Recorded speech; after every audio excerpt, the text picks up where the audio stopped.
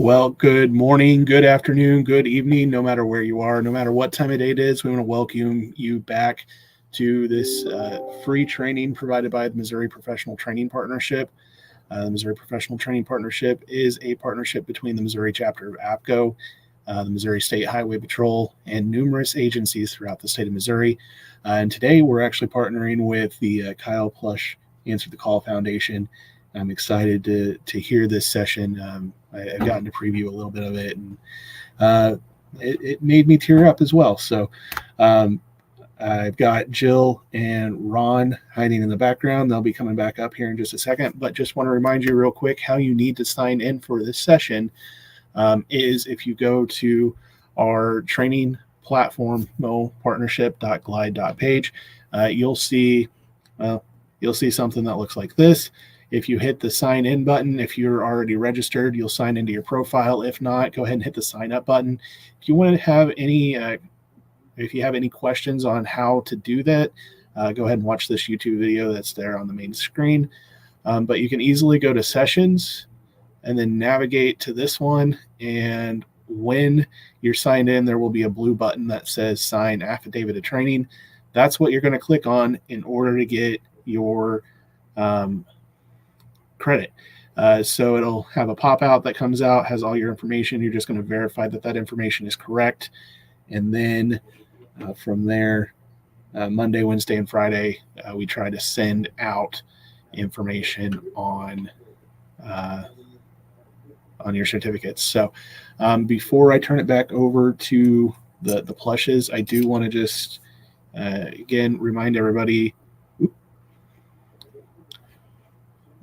Get all set up over here. There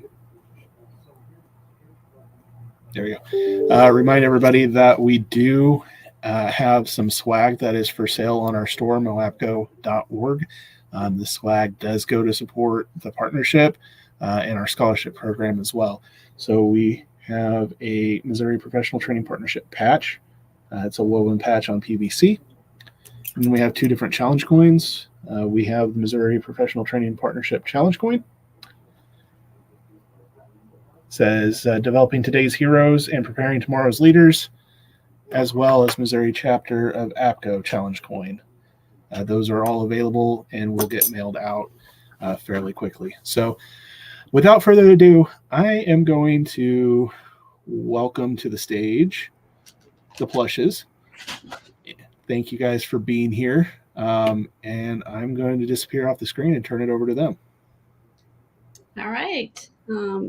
Thank you, Zachary, for having us here today. And thank you, everyone, for attending. Good afternoon. I'm Kyle's mom, Jill Plush.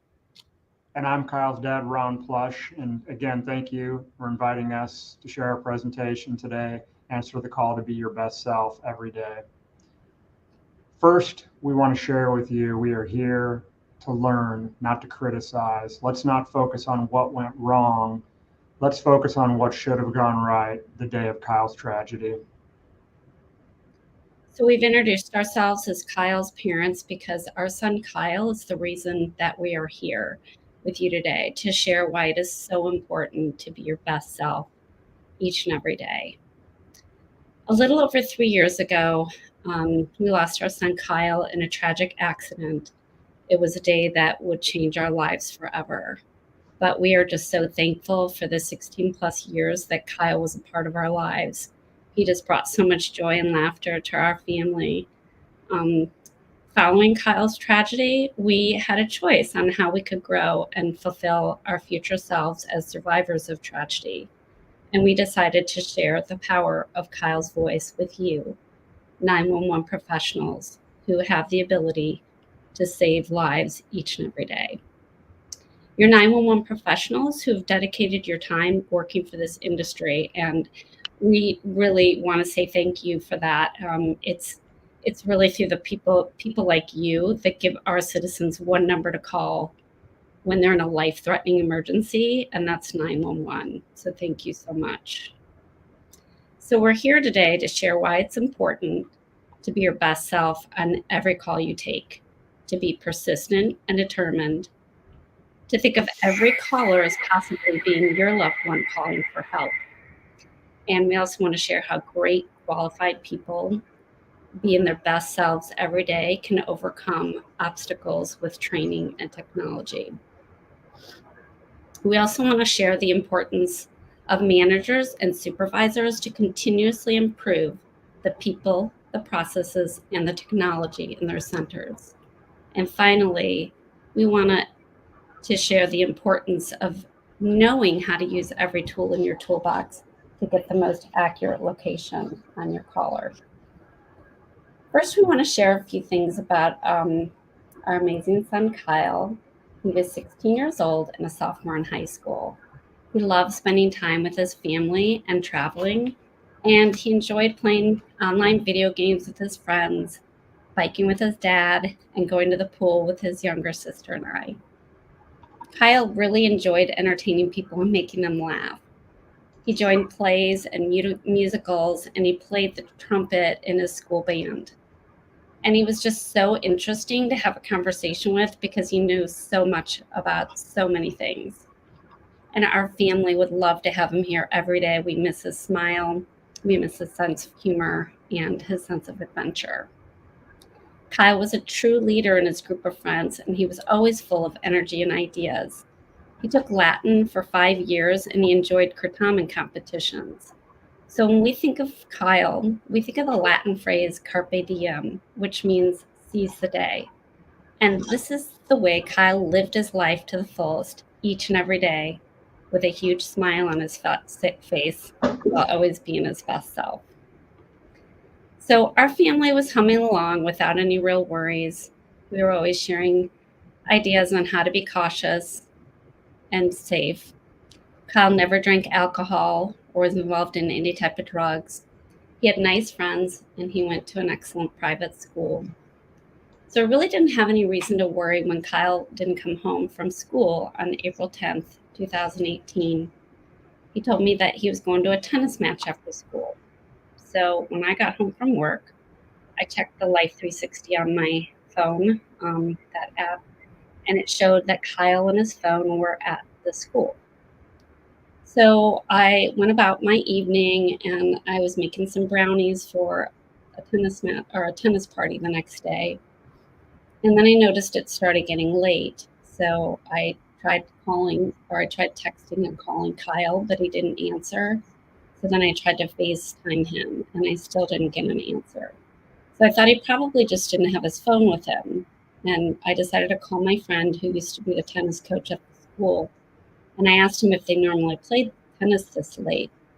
And he said, oh, yeah, they normally, they'll stay after their matches and watch the other kids play. And then I continued on with my evening, and I noticed that it was starting to get dark outside.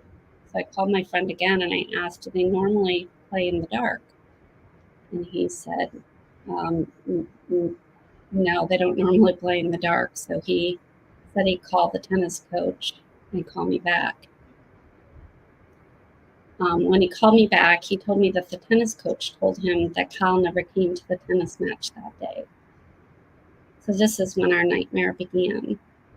I don't know exactly what happened when, because things really are very fuzzy, but I knew that Kyle was in trouble, and I knew that his phone was at school, but he wasn't answering. And I thought maybe he had been kidnapped. We called 911, and Ron left to go to the school, and I stayed home to wait for the police. But I couldn't go to the school. I couldn't move. I was just so scared. I got a call from Ron that our family van was still in the parking lot and the door was unlocked. He saw Kyle's tennis racket and his backpack in the van, but he didn't see Kyle. And then he looked in the back and he saw Kyle. He pulled him out. He yelled for me to call 911, and he tried CPR. Later, we learned that Kyle was pinned between the third row seat and the rear door of our family van. It was a Honda Odyssey. His arms were pinned, his chest was being compressed by the seat, and he was having difficulty breathing. Kyle couldn't use his hands to reach his iPhone that he always kept in the front left pocket of his pants. And when most people are panicking, Kyle was able to think clearly, and he used his innate creativity and knowledge of technology to make two successful Hey Siri 911 calls. In his two calls, he shared that he was trapped in a gold Honda Odyssey van in the Seven Hills thrift store parking lot to send help because he was dying. It was not a joke. And if he didn't make it, to tell his mom he loved her. However, help didn't find Kyle in time, and Kyle died due to asphyxiation on April 10th, 2018. Kyle clearly shared that he was in a life-threatening situation and his location using the Hey Siri function on his iPhone. He also shared his vehicle information, and he explained the dire situation he was in. And he continued to emphasize the severity of the situation throughout both of his calls. As a 911 caller calling for help, Kyle did all the right things. So why didn't help find him in time? For you to better understand what happened that day, we want to start by playing Kyle's two calls that he made that day that were answered. And then we'll go through the responses of each telecommunicator and the Cincinnati police. Now, while these calls are being played, Ron and I will be muting not muting. I mean, I will be muting my microphone, but we'll be turning off our sound on our computers. These are just too hard for us to listen to. Okay, I'm turning my volume off now. Thank you. Hello, Cincinnati 911. What is the address of your emergency? Cincinnati 911. I'm still in my bed outside the 7 Hills parking lot. The Seven Hills what parking lot? Help. I need help. Where are you? Hey Siri. Hello? Hang up. Hello? Hello. Hello. Hello. Where are you?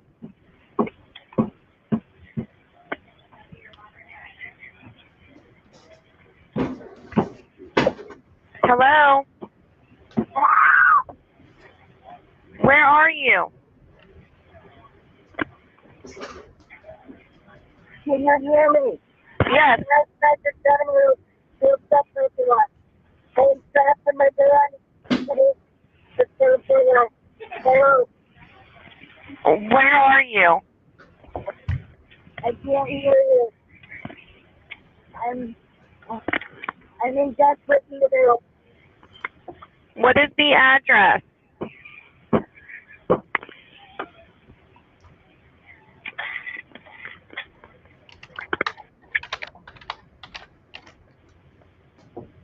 I'm in help. Help. Help. I can't hear you. Where are you?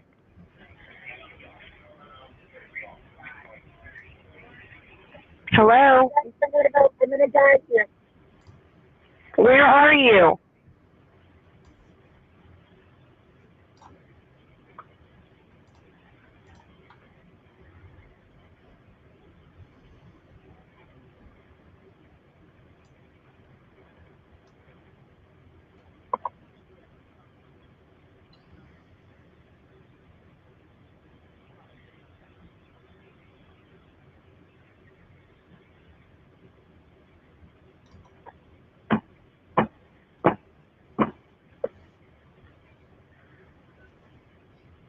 Help.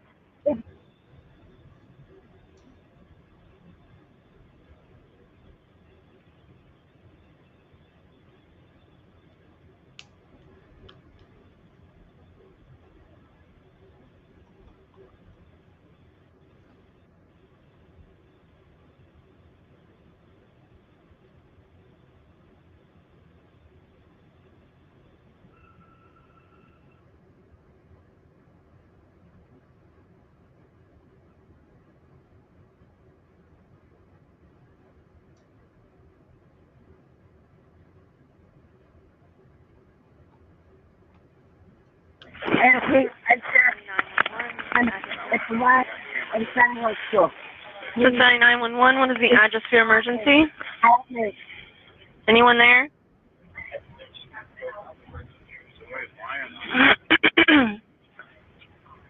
I can't hear what you're saying.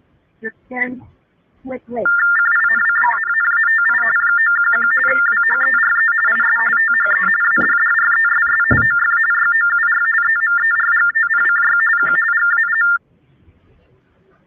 I probably don't have much time left to tell my mom that I love her if I die.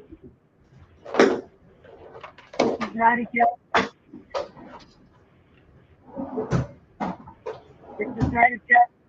I'm trapped inside my gold Honda Odyssey van in the Southwood parking lot of Seven Hills, South. Send officers immediately.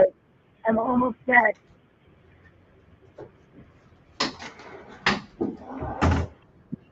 Seven Hills, South. Seven Hills.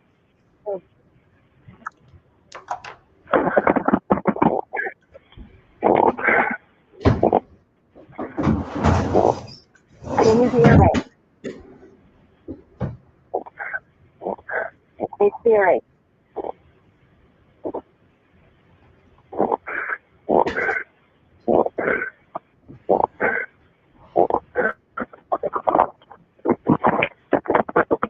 Hey Siri.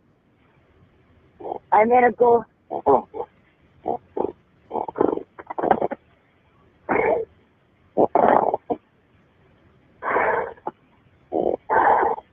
Hey Siri.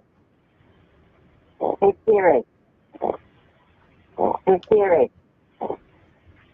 Hey Siri.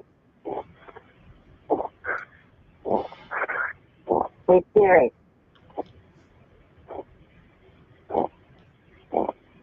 All the blood.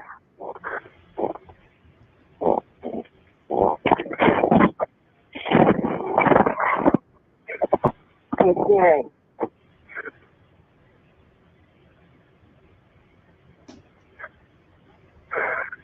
Hey Siri.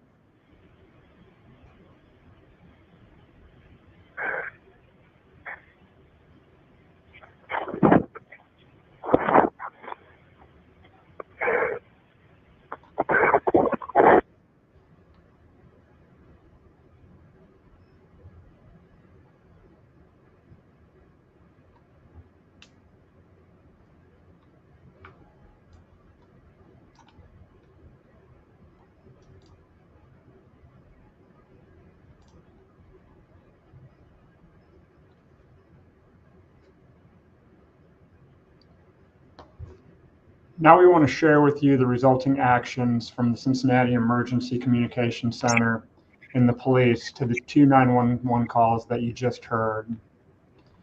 This was the CAD entry made by the telecommunicator that received Kyle's first 911 call. The first telecommunicator received Kyle's call at 3:14 p.m. The call disconnected 3 minutes later at 3:17 p.m. 7 minutes after she received Kyle's first call, the first call taker entered the following in the CAD system at 3:21 p.m. Police communications officer heard female stating, "Help, help, I'm stuck inside my van. I'm in Seven Hills parking lot. Location from phase 2. Complainant kept stating she was unable to hear communications officer. Caller hung up. Voicemail on callback." At 3:22 p.m., she added, "Possibly in thrift store parking lot across from school." This first call was classified as code 2, giving it high priority. The dispatcher shared this information over the radio with the officers at 3:22 p.m. Unknown trouble, 5471 Red Bank Road, female caller. Call taker can hear female yelling, "Help me, I'm stuck inside my van. I'm in Seven Hills parking lot." We got the location from phase 2. Complainant kept stating she was unable to hear the call taker. Caller hung up. Voicemail on callback. She is possibly in the thrift store parking lot across from the school there, 5471 Red Bank Road. There was an off-duty Hamilton County deputy directing traffic in the Seven Hills parking lot at the time the Cincinnati police arrived at the school looking for their emergency. This deputy was not dispatched to the emergency, but he was trying to help out that day. And at this time, we want to go ahead and play that recording of the call from the deputy to the first telecommunicator. And Jill and I will be staying on for this call. Cincinnati Police and Fire. Hi, ma'am. This is Deputy Allen. I'm currently HC 200 Uh-huh. at 5400 Red Bank Road. Okay. I'm just following up on a couple of your guys pulled up, and there was a complaint. A woman said she was stuck in a van at the Seven Hills School, stuck in a van at the Seven Hills School, and phase 2 or something parking. I called the operations director, and I don't know what phase 2 is. You guys couldn't find any van with anybody stuck in it, but I just wanted to go around and double check one more time before. Okay. I actually got that call. Phase 2 is when we try to get the location from the signal that we received from her phone. She was unable to hear me and just kept repeating, help, help, I'm stuck. I'm in the Seven Hills parking lot, and I don't know if she was in the school, and I put in there she could possibly be in the thrift store parking lot across the street. You know, I was in there. I just looked in the van. I didn't see anybody in it. There was only like one van in the thrift store. Okay. I'm down in that lower lot now, next to the thrift, behind the thrift store. Okay. Did you get a caller ID on it or anything? I just got her number. We tried calling her back. It went to voicemail. She was saying that she couldn't hear what I was saying and just kept repeating what she was saying, but it was really hard to hear her. It sounded like she was kind of far away from the phone.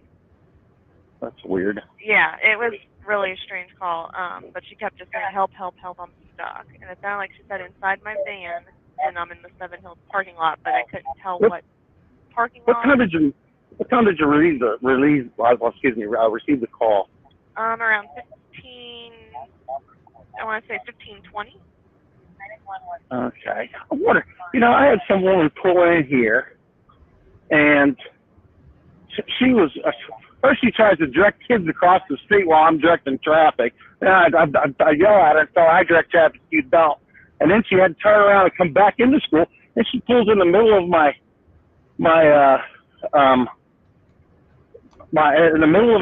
driveway, across the sidewalk. And I literally, I was like, man, move your car. And she wants to argue with me. I yell at her and tell her, move your car now. And she started crying and screaming off and took off. I wonder if she thought she was pulling some kind of prank. And, because that's right at that time. Right. I'm not sure. Maybe even HRT or something. But, I mean, yeah, I see that nothing was found, so. Yeah, like I said, I'm down. I'm gonna check the. She said van, right? Yeah, she said van. Van. Okay. And you can hear her banging on something, but I bet you that was that. I don't even know who that woman was. I've never seen her before. I've directed traffic out here for 14 years. Yeah. Okay. Can you give me that number? Yeah. Let me pull it up. 1 moment. I'm like, the telephone number? yeah. Let me see here.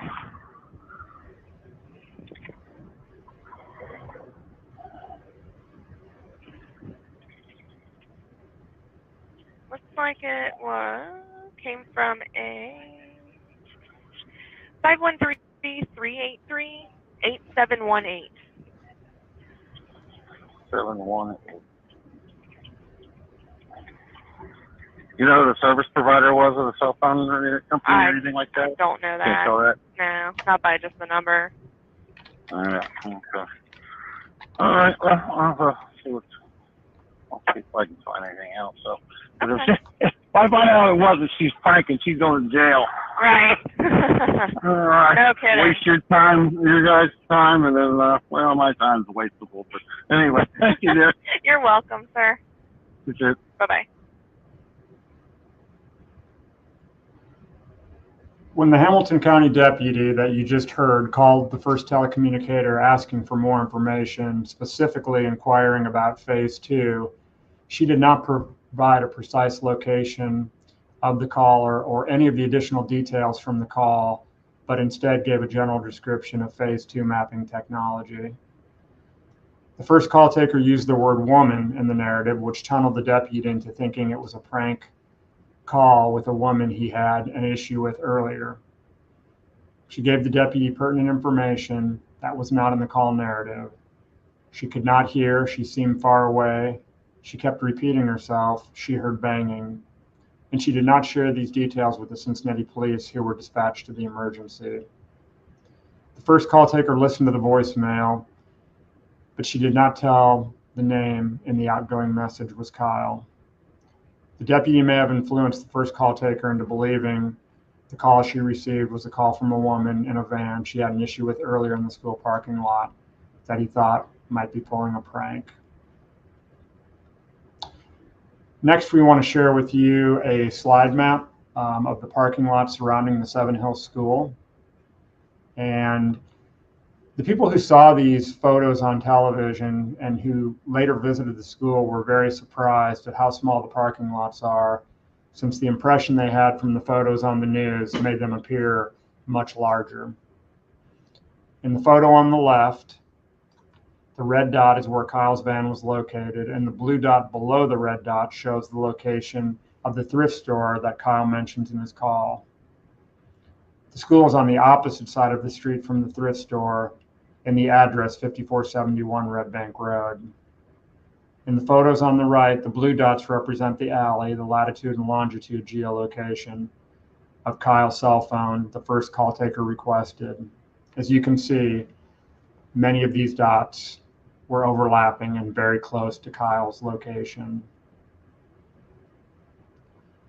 And next, we're going to go ahead and move on to video. And this video was put together by our local newspaper. And this will kind of tell you the route that the police officers who responded to the emergency took the day of Kyle's tragedy. And I'll walk you through this as you'll see the dots come up on the screen and the pathway that they took.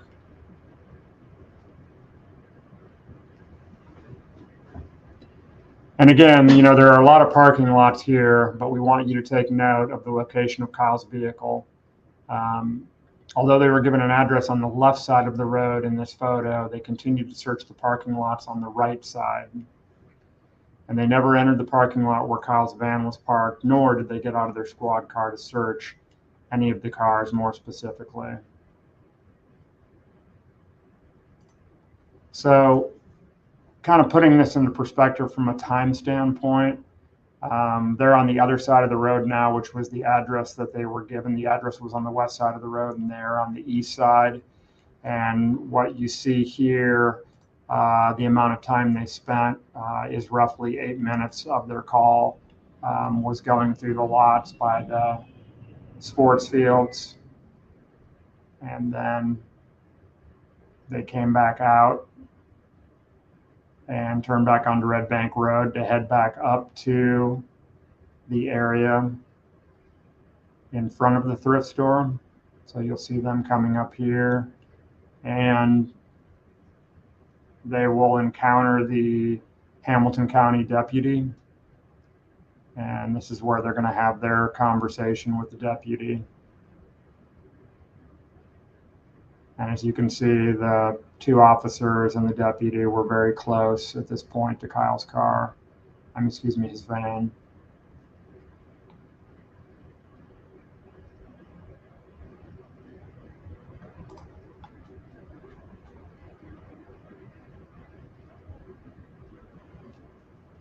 And they had the conversation, and then they left and closed the call.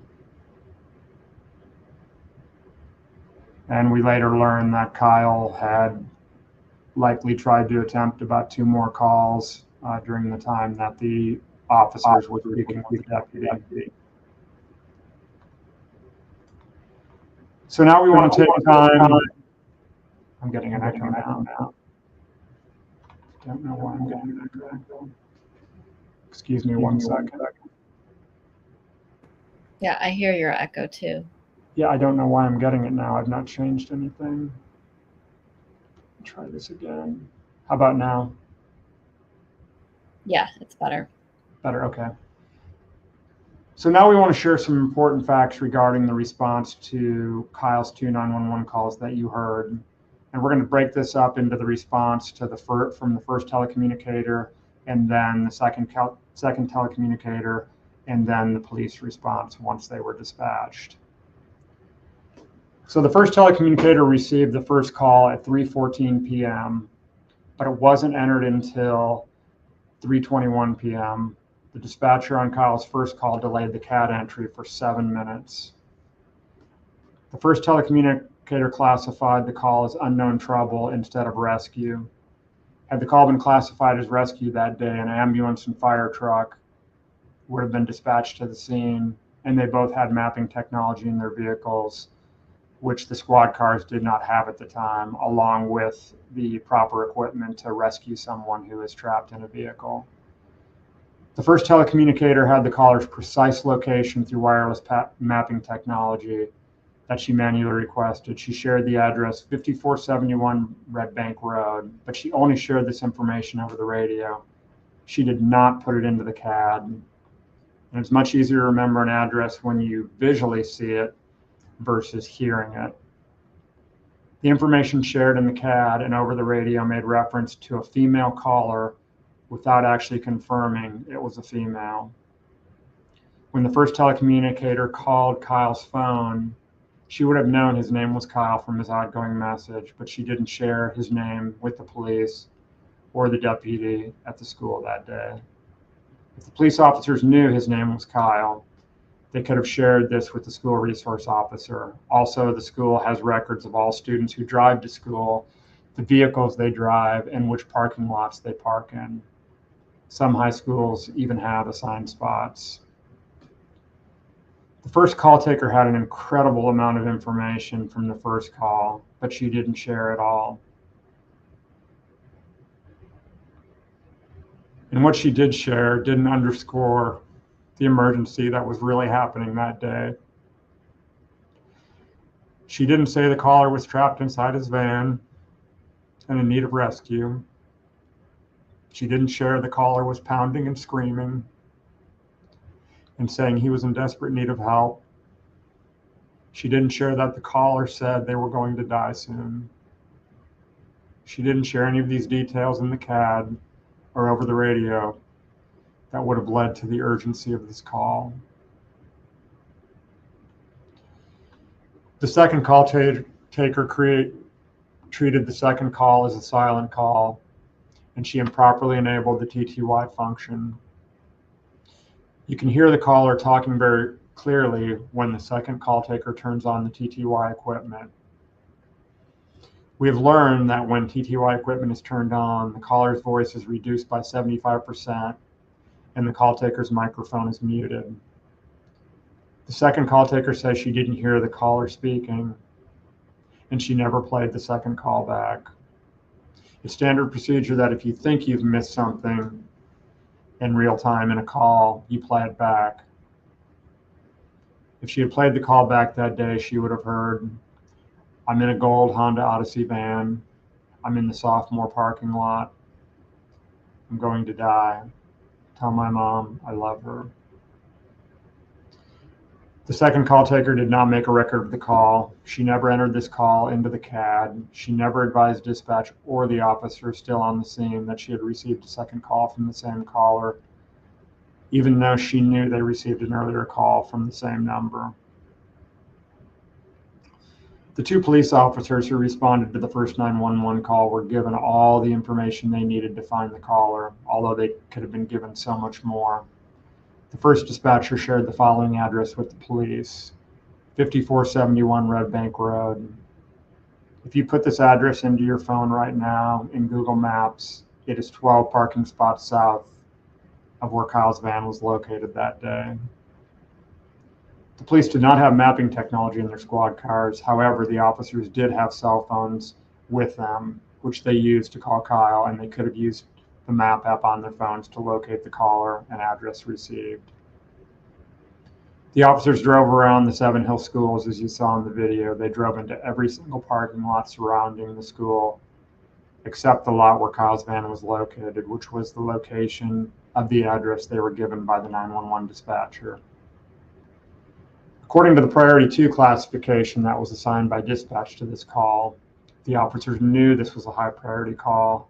They knew he was inside a van, yet the officers did not get out of their cars to search for the caller.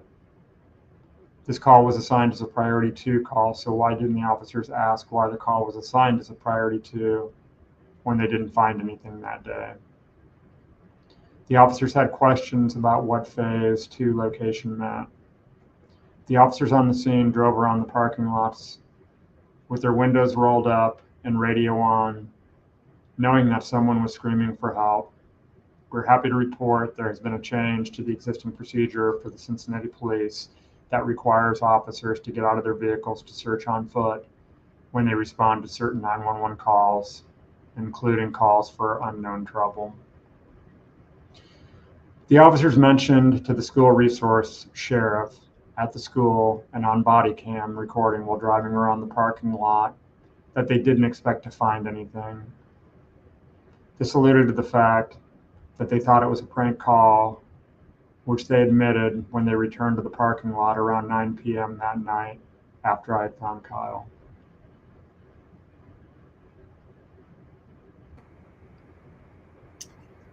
When we found out that our son's death was preventable, this inspired us to find out exactly what happened and how the response for Kyle's plea for help could go unanswered and how he could not be found.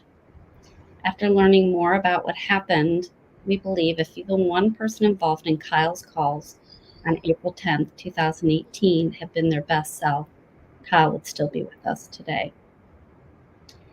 We formed the Kyle Plush Answer the Call Foundation in August 2018 as a way to channel our grief to make a positive difference and save lives in memory of our son. This vision statement of our foundation is answer the call to be your best self every day. And now we want to share some real-life superstar telecommunicators stories who were being their best selves. These superheroes exemplify how to be persistent and determined and how to use every tool in your toolbox to save lives. They treat every caller as if it was their loved one calling for help. And they exemplify how trained and qualified 911 professionals being their best selves every day can overcome technology and training obstacles. We've heard so many stories from courageous telecommunicators and supervisors from across the country. We can't share them all, but we just want to share a few stories that really exemplify 911 professionals doing whatever it takes to save lives. Just 2 months after our son's tragedy, I reached out to the manager of La Crosse County, Wisconsin 911 Center because I wanted to learn what made them a 5-star Google-rated center to help improve Cincinnati's 911 center. And the manager was really surprised to hear he had heard about Kyle's accident and since it was on national news. And when I explained to him that I was calling because the center had a 5-star Google rating, he was even more surprised, since emergency communications in the state of Wisconsin were very low funded and a lot of their technology was quite antiquated. I'm hoping that it has changed over the past 6 years. However, during our conversation, I learned that why this center received a 5 stars, because the manager explained to me that his telecommunicators do not work for him, but he works for his telecommunicators to help them out and make their jobs easier. And if they need time off, he does his best to give them that time off. And he appreciates and he respects them. He also shared a story of how one telecommunicator received a 911 call from a gentleman that needed help. The caller didn't know where he was, but he said he could see wall and he was next to water. And for your information, this was before rapid SOS location technology. The telecommunicator knew the area because she lived and worked as a dispatcher there for a long time, so she dispatched police to an area where she thought he was calling from. The responding officer called back to her and said that there was nobody in the area and where he was dispatched. But she was persistent, and she urged that police officer to go back to the area and yell as loud as he could over the wall. So, and I know that's sometimes hard for you guys to communicate to the police officers that they need to do something else. But he went back and he yelled loud, and the caller heard him, and the person was found. So in this short conversation, I learned why it is important for managers and supervisors to support their telecommunicators so they can be their best selves every day. And it's a really great example of how great qualified telecommunicators can overcome technology obstacles. In July 2019, we visited Marshall County, Kentucky to speak with their fiscal court and share the importance of funding 911 centers in their area. While we were there, we also visited the 911 center, and we were really shocked to see that they weren't using headsets, but they were using hand-corded help phones. And they didn't have radios, but they had speakers mounted up on the walls and for the police communication. So if you're on the phone, you had to kind of try and talk over the police, voices coming from the speakers. However, while I was at this center, the dispatcher shared a story with me about how Kyle's story made a difference in how they did their jobs every day and saved a life. They received 2 hang-up calls from the same number, and they tried calling the number back 2 times, and there was no answer. So they tried calling, but they were persistent and determined. So they checked to see if they could get a Rapid SOS location, but at that time, it was very new. This was back like in 2019, and Rapid SOS, it's gotten a lot better since then, but back then it really did not give a location on all types of phones. It still doesn't give a location on all types of phones, and they weren't able to get a location through Rapid SOS for this caller. So then they moved on to another tool in their toolbox, Texty, and through Texty, they were able, I guess Texty is a service where you can, not only do you receive text, but you can also text out. So they could put it in their system and text out. And through the Texty, they learned that the caller was having a medical emergency in the land between the lakes, which is on that map there. And someone had been bitten by a snake and they needed to get medical help right away. So this is another great example of answering the call to be your best self every day, and also using all the tools in your toolbox to find your emergency. So our foundation started out kind of by visiting 911 centers to share appreciation for the difficult job that you guys do every day answering the calls. And while we were visiting a center in Lexington, Kentucky, we spoke with a telecommunicator who had received a call from a woman in a large apartment complex. And she explained how the caller didn't know her address and she had fallen and she couldn't move. And the telecommunicator was able to get an approximate location based on her cell phone coordinates. And she dispatched the police to the apartment complex, but they didn't know which apartment number she was in. So in a joint effort with the police, they knocked on each door in the apartment complex, and while the telecommunicator stayed on the phone with the caller. And when the telecommunicator heard the police knocking on the caller's door, she let the police know, and they were able to get into the caller's apartment and get her help. So this is a great example of how working together as a team with your first responders can help find a caller when acting alone may not. So first responders are one of the tools in your toolbox. As I'm sure you already know, the Kyle Plush Answer the Call Foundation created a challenge coin to honor telecommunicators who have answered the call to be their best selves every day to save a life, or just kind of went above and beyond the call of duty to find their emergency. And we've received numerous stories, and we've honored each of them with a challenge coin just to show you what they look like. That's our challenge coin. And really the reason that we give them out is for what it says on the back of the coin, and that is thank you for answering the call with Kyle's picture. So we hope to hear from you guys. Love to hear some challenge coin worthy stories from you. We also honored a team of 7 exemplary 911 professionals of the Idaho State Police with challenge coins. So they showed extraordinary teamwork to look at a girl who lived in Idaho who was threatening suicide on social media. And the caller from Maine saw the threat on the site, and she called it into the Idaho State Police Center. And these public communication officers, I know you guys, it seems like every center kind of calls them something different. But they call them public communication officers. They contacted the social media and the site. They gave them proof that there was suicidal threats. And then the social media site gave them the number and the owner of the phone. But in order to get all this information, they spent over 2.5 hours during rush hour to locate the family of this young girl in distress. So meanwhile, other people have to kind of take over for less people taking calls. But thankfully, the team was okay. But this team wouldn't have known that it was a prank call if they had not followed it through to conclusion. So this is another great tool in your toolbox, which is social media contacts. And this team worked together to cover for each other, which shows extraordinary teamwork.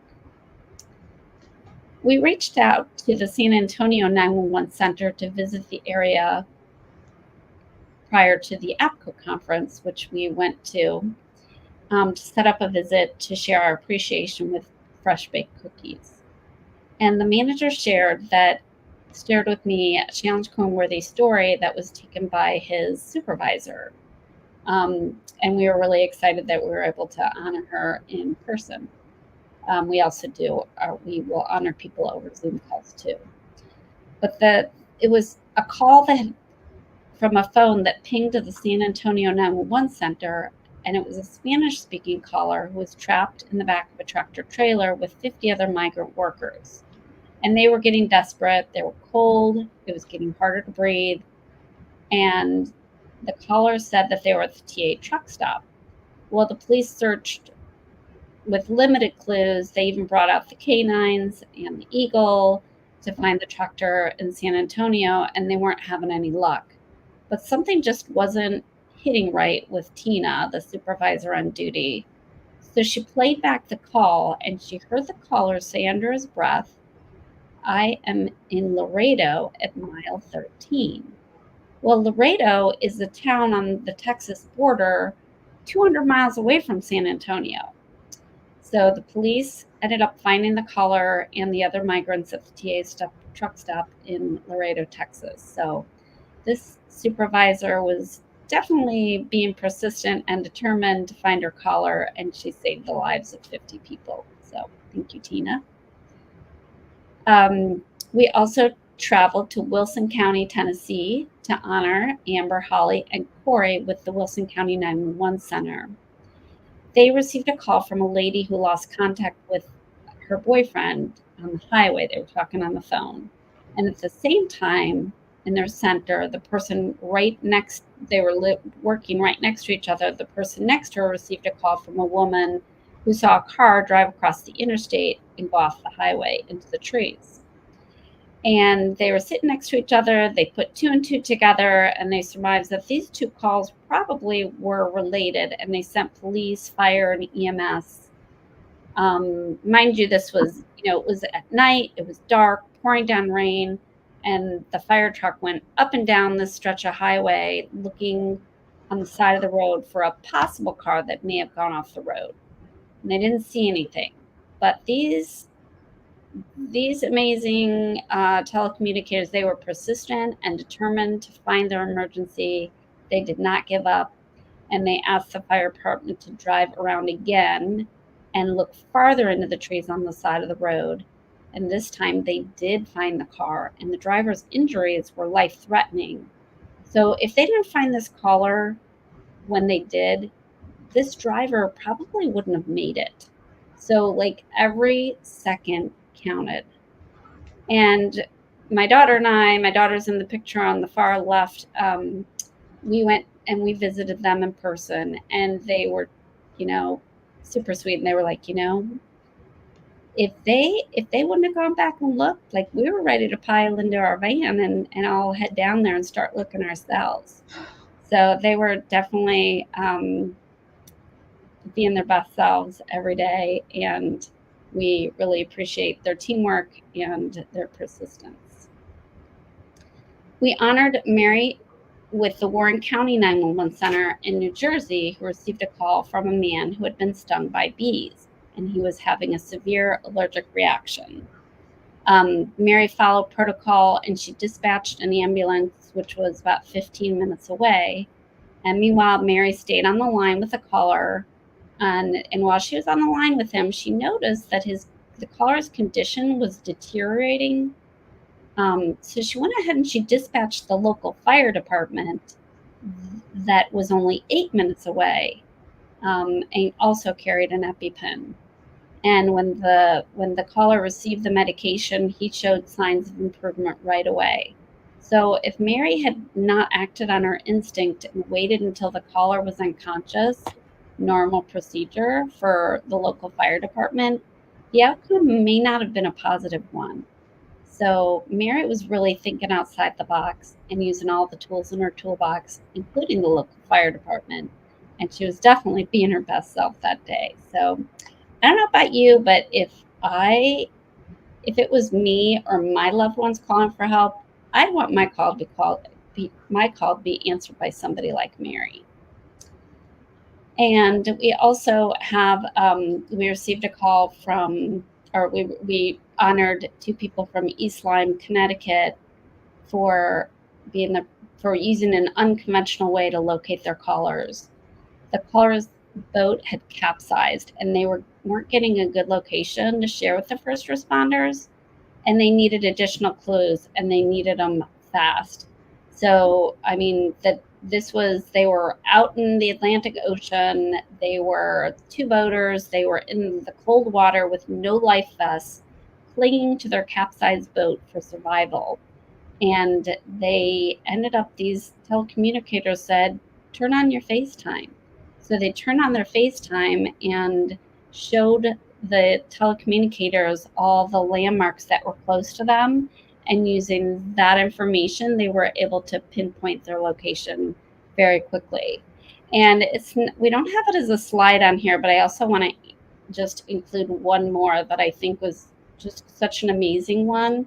It was in Marion County in Indianapolis, Indiana, and it was a text that the police had received from a caller that had been kidnapped, and they were in the trunk of a car, and it said they texted something like "Help, black Chevy," and so they had the person's. They knew that the person had been kidnapped. They knew it was in a black Chevy van, and they didn't have both ways that you can use Rapid SOS, or they did have both ways, but the 911 telecommunicator at the time didn't know how to put it into the Rapid SOS system to follow the person as they moved. So this guy from the fire area, that he was a telecommunicator on the fire side, same building, he overheard what was going on, and he was like, hey, do you have that number? Give me that number. And he plopped it into Rapid SOS, and they were able to follow the moving car and share the location with the police. And the police had the location and the color and the make of the vehicle, and they were able to stop the car, and they found the person who had been kidnapped in the trunk of the car. And we've had a couple of them like that, so that's pretty amazing. We really hope that these stories have exemplified the importance of answering the call to be your best self every day, and also emphasize the amazing work that you guys do each and every day.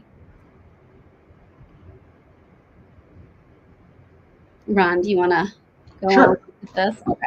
Yeah, that's fine. So Don't forget why you started in this profession, to help people and to save lives. To do that, you must be on top of your game every day and be your best self on each and every call you take. And think of every caller possibly being your loved one calling for help.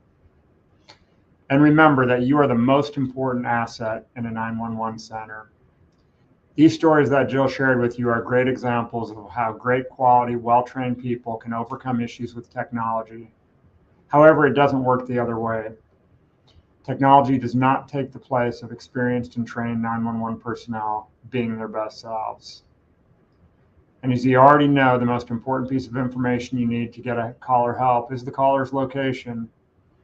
Jill shared with you several 911 stories on when telecommunicators had to overcome the lack of or inadequacies in technology. So how did they do this? They were persistent and determined to find their emergency. Take all calls seriously. Use your playback recorder. Think outside the box and work together with your 911 team. With new technology and creative callers, the caller may be using an unconventional way to call you. That is the only way that caller is able to reach out for help. Know how to use every tool in your toolbox to find location of your emergency and get the caller the help they need. Some of those tools in your toolbox include Rapid SOS. This is a free location technology for your centers. Rapid SOS started in 2018 and is continuing to add more services to its platform. We visit 911 centers across the country, and this technology is a game changer in the 911 industry. What 3 words? This is a new location technology integrated into the Rapid SOS portal. Check it out if you have time at what3words.com. It has divided the world into 10-foot squares and assigned 3 simple words to each square. Easier than remembering a long number. Text to 911. It's not everywhere, but if you have it in your center, train on it often and know how to use it. Remember, your supervisors, managers, and coworkers are also tools in your toolbox with different experience than yours. A lot of challenge coin worthy stories Jill shared with you include a group of telecommunicators and supervisors working together to find a caller and get them help. Your first responders are also tools in your toolbox. Remember to communicate with them and encourage them to communicate with you on every call when you're having difficulty locating a caller. Some new tools you may not be aware of. We just shared with you a telecommunicator who reached out to social media representative to get information to locate a teen threatening suicide. Make a list of social media sites and their numbers to call. TTY, make sure you practice with this tool and know how to use it. It can reduce the caller's volume by up to 75%. Be sure to play back these silent calls after you've enabled the TTY machine if there wasn't a beep on the other end to make sure you didn't miss someone calling for help, like Kyle. And if you're a manager of a 911 center, make sure your seasoned telecommunicators are valued. They want to do a great job and help people, and they wouldn't be in this profession. Make sure they are trained and cross-trained so they can be their best selves every day. Do regular quality assurance checks and see where additional training would be helpful. But make sure there are positive meetings to lift that person up so they can continue to help save lives. And as Jill talked about, another thing that can be done is nominate folks within your center, whether it's an individual or teams, because we would love to do a virtual presentation of the challenge coin at your center. So, Jill? And, you guys are special. I mean, there's only a small percentage of the population that are even qualified to do this job. That's amazing. You guys are true life superheroes. And we know you're not in this profession for the glory and the money. You're doing it because you want to help save lives. So if you're having a problem, seek help. There are many mental health resources available because you really need to take care of yourself before you can help others. Because you are the most important asset in a 911 center. Thank you again for your dedication to public safety to save lives. We greatly value your service and appreciate you every day. Yes, and we appreciate you allowing us to share Kyle's story today with you. We hope it was beneficial, and I know we're pushing right up against the hour, but if anybody has any questions, please feel free to ask us. We're more than willing to stay on for anybody that has questions. Well, while we're waiting on people to chat, I want to take a moment to say thank you from the bottom of my heart. Honestly, I don't wish this would have happened to you guys, but the fact that you have taken such a tragic incident and turned it into a positive, and are making an impact for people that you're never going to meet, it speaks to me. So thank you for being willing to take this devastating incident that I don't wish on anybody and make the world better because of it. Thank you. Thank you. And that's one thing when we're sharing this presentation, we're not 911 professionals. I mean, we don't want to pretend that we know everything, because we don't. But we hope that we present the facts, and you guys really are able to take some lessons from the facts of what happened that day. Well, as I'm crying now, sorry guys. Thank you guys so much for coming on and doing this.